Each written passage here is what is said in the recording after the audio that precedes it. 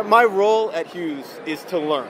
My job is to learn about industries, the convenience store industries, to learn about its strengths, learn about its weaknesses, learn about the problems that it's having, and to figure out solutions, and to try to find ways to put technology solutions together to kind of solve these problems.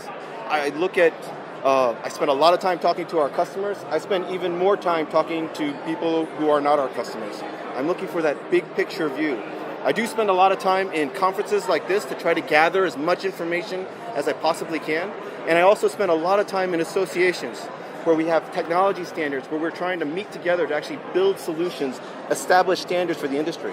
And I don't just focus on the C-store because I believe that a lot of the problems and a lot of the solutions that we're looking for are not just in the C-store industry.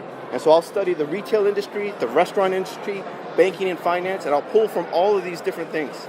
So my purpose today is to try to talk to you a little bit and share with you about some of the things that I've learned from these past couple of years. You know, in all the conferences that I go to, there's just no denying that there's lots of problems and lots of challenges that the industry is facing. And this is just a kind of little snapshot. And I'm sure if we pass the mic around, there would be plenty of others that you could add to this list. The difficulty and the dilemma here is that any one of these by themselves would be overwhelming. And now we're in the midst of a perfect storm where you got all of these coming together at the same time. And so I think the big takeaway here is it's not business as usual. It's not, hey, the C-store industry has been here for 100 years and it will be here for hundreds of years to come. That's always true. There is a certain resilience about this industry that is undeniable. But we're in a market context that is unusual. This is not normal. Maybe one of these would be normal, but now we got all four of these and then some, all coming together. And it can be quite overwhelming. And so the question then becomes, how do you make sense of all this? And more importantly, how do you create a framework for thinking about these problems and putting together a strategy, a solution for addressing these problems, and how to not only survive, but even thrive and develop a competitive advantage in these kind of scenarios. So that's what I want to talk to you about today. And if there was one thing to take away from this meeting, it would be kind of this little one-page wonder that I have been thinking about. This little picture captures my view of the C-store industry, or this is my interpretation of all the things that have happened. When I look at all the big challenges that are facing the industry, the first question I come through is, then what's the secondary impact? What's the next thing? What is the impact on the industry directly for the C-store? So for example, we think about a global conflict. There's a war going on in Ukraine. How does that affect the C-store industry? Well, it's not only a fight on the battlefield or in the cities in Ukraine. It's also an expectation that a key way that hostile nations attack us is through our businesses. And so there should be a natural understanding, an elevation, an escalation of cybersecurity attacks. We know that the easiest, the quietest, and the safest way for other nations to attack our country is through our businesses. It's an economic attack through our cybersecurity, data breaches and the like, ransomware and the like. And so we want to prepare for that. We want to upgrade and elevate our cybersecurity posture in order to be able to deal with these challenges. Some of the other things that we think about the war in Ukraine is not only the rising fuel costs, but also the rising cost of food and grain. And so when you think about it, it's incredible. We were already dealing with inflation beforehand, and now we've got fuel and food dramatically elevated in costs. 20% over 2021, another 27% even just this year alone. And when food becomes more expensive, what that translates is we got a consumer now that has a much smaller discretionary spend. And so the question then for the C-store industry is, how do we engage with that consumer who's got a lot less money to work with than they did before? You know, for the C-store industry, it's very normal and natural for us to charge a premium for our products. You pay 50% more for a candy bar in a C-store because it's convenient. You're in the moment. In the past 2 years, a big part of the messaging for C-stores was cleanliness. It was safe to kind of buy food and buy products in our safer to come to a C-store to buy stuff than it would be for a grocer or the like.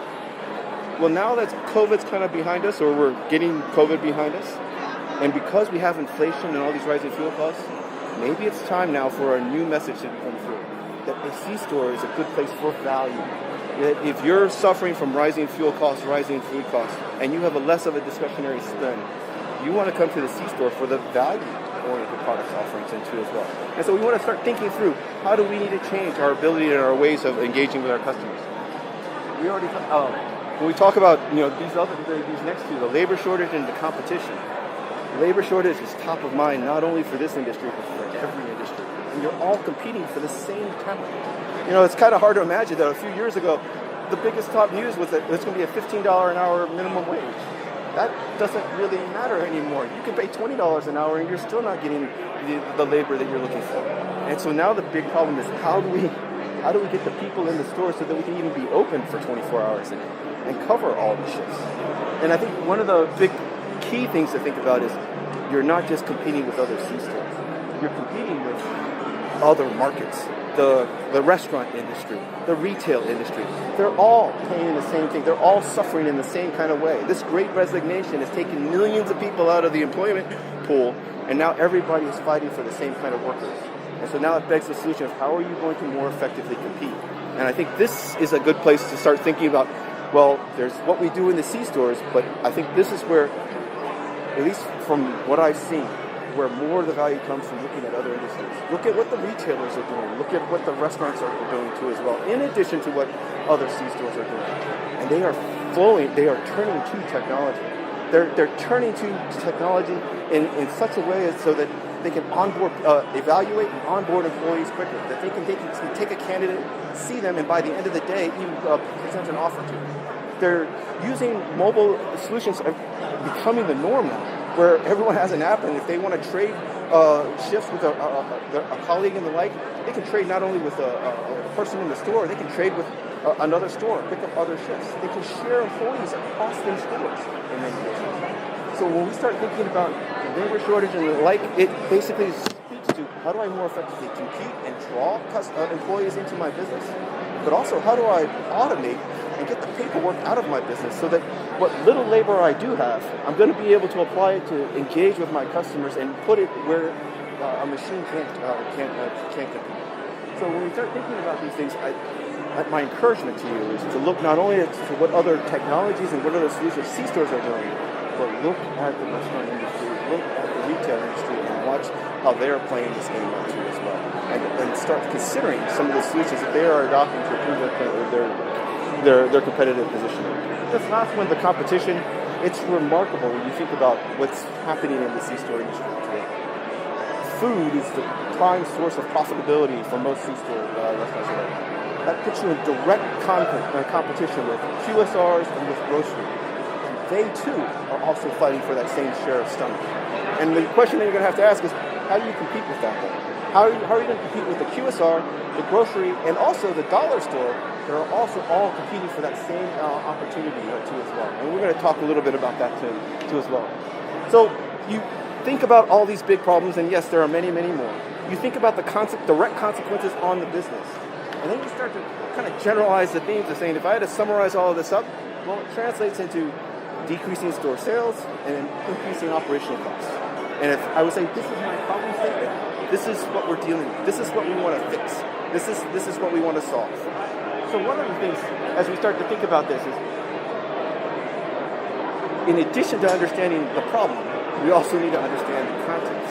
And one of the big challenges with the C-store industry specifically is, like many other industries, the desire not to spend any more than you have to.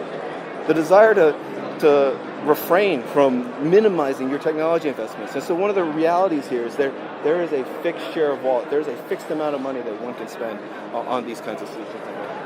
So in light of that, if I were to offer one thing to say, hey, where can we actually put my finger on trying to improve this business? How do we turn this boat around? How do we improve our competitive posture? I started looking at the C-store industry about 15 years ago. And 15 years ago, it was the same 30%. And what I'm speaking about is the conversion of your fuel patron into your retail patron. Only about 30% of the people who pump fuel and fill up their tanks are actually going into the retail side of the business. And so, this morning, McGinnis was speaking about how do we get a greater share of a shrinking market? Well, one of the methods that I would suggest, and one of the key areas that I would focus on is the key advantage that the C-store industry has over QSR, over grocery, and over dollar stores is the fuel. It's the fuel traffic. We have traffic that none of these other competing industries have. And a very small portion of that traffic, only 30%, is actually going into the C-store. So a prime area for grabbing a greater share in a shrinking market is to get a greater share of your strongest competitive advantage. Convert that traffic from the fuel page, focus on converting that fuel patron into a retail patron. The second part of the recipe, if you will, is for those who do go in the store and buy a drink, 30% of those guys are going to a QSR within 30 minutes to buy dinner. And so the other piece of this leakage is to say it's not only 30% about getting them into the store, it's also when they're in the store and buying something from your store, get them to buy your food there too as well. And this speaks to retail and the like. So as we start to think through kind of these challenges, my encouragement to start to address this is to look at what the restaurant industry is doing, how they are handling food, the technology stacks that they are building. This becomes a very interesting place. Restaurants have suffered dramatically over the past 2 years. Over 110,000 of them have gone out of business. And so you can see how they have fought really hard to survive, and the tactics that they are using are quite impressive. So many of them, almost overnight, ran to technology, ran to online ordering, curbside ordering, DoorDashes, and the like. It was the same playbook across the entire industry. And I see the same kind of playbook being played out in the C-store industry. So many C-stores now are trying to expand their food presence with DoorDash, and Grubhub, and Uber Eats, these deep delivery service platforms, and these DSPs. So there's a nice synergy there. There's a nice, interesting, and then when you look at what's happening with ghost kitchens and virtual brands, for so many C-stores, what's the other big advantage of the C-store industry? It's the footprint, the number of stores, your location to your consumer base. Well, that footprint, that point of presence, in conjunction with your ghost kitchens and your virtual brands, could become a very compelling offering. So you think about C-stores in terms of trying to develop their own food offerings. Also think about C-stores just strategically aligning with the partners and the players that are available to you. So I think there's compelling opportunities. Unfortunately, there's so much to talk about and the like, but I do want to actually go and leave you with some of the challenges as we start to move into these kinds of solutions. Very quickly, I think that the number one problem that you're going to face is the integration and being able to put all these solutions together. And so I think in light of that, and this is how I just kind of leave it because of due to the time that we have here, as you start thinking through these challenges and thinking through these issues, my recommendation or some pointers to think about it in this kind of things is to look at your technology stacks and look at kind of how they're formed and how they're shaped. So many times in the C-store industry, we are looking to get the cheapest thing that we can because of the cost. But the cheapest pieces of the puzzles that we put together, in many cases, become quite expensive to maintain, to operate, and in terms of their limitations and their capabilities. And so my encouragement to you is this: when you start to think about how technology may be applied to kind of solve and kind of deal and address some of these challenges and these problems, look at the tech stacks that others have built. Look at the tech stacks that are being commonly deployed. It's not just a matter of what's the cheapest solution and application that you get your hands on. It's also a matter of what's the most popular, what's the most vetted, what's the most applied and proven systems and technologies and pieces that have been put together already today. You can get some idea by participating in trade associations and organizations, these kinds of conferences, talking to your vendors and your suppliers alike.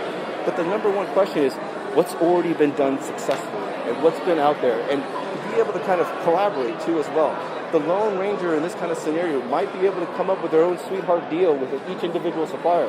But when they put all these pieces together, they're on their own with the problems and the challenges and the difficulties they're going to deal with. This is just a taste of some of the things, so much more to talk to you about. Unfortunately, we only get 10 minutes to talk, but I would very much like to share with you and engage with you and continue the dialogue and the discussion. So, as I kind of mentioned before, I spend a lot of my time talking to operators like yourselves, trying to understand what are the problems, what are the solutions that you're looking for, what are the things that make sense for this industry, and happy to kind of help in whatever way I can.